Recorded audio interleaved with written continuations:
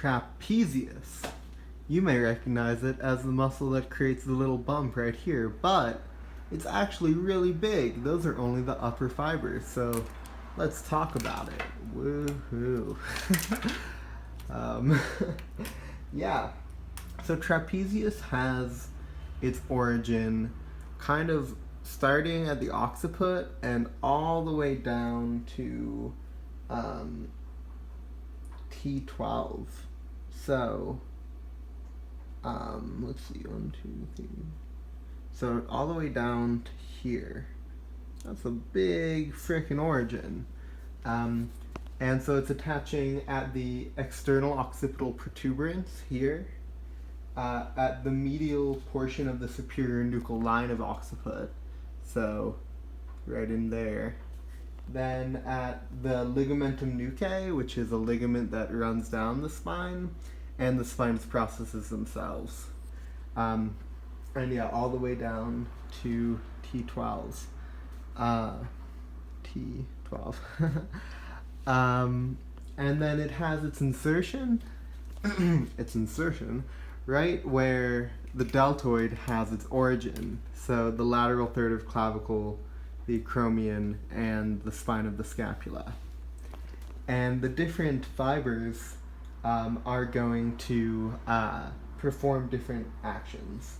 So you have your upper fibers, which are up around here, and those bilaterally, meaning both sides together, will extend the head and neck. So they just keep your neck nice and upright so that you can look around. And then unilaterally, meaning just one side working, they will laterally flex the head and neck to the same side.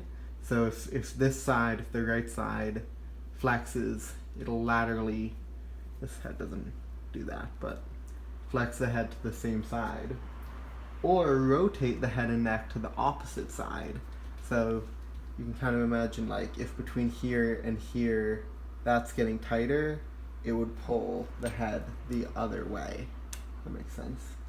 And then they'll elevate the scapula, so bring that scapula up, and upwardly rotate the scapula that way. And then the middle fibers, coming with their origin around here, those are going to adduct the scapula, so bring the scapula in towards the midline, and just stabilize the scapula, keep it nice and in place. And then the lower fibers down here, their origin, those will depress the scapula, bring it downward, and they'll also upwardly rotate the scapula, which is kind of interesting, right? That the upper and lower fibers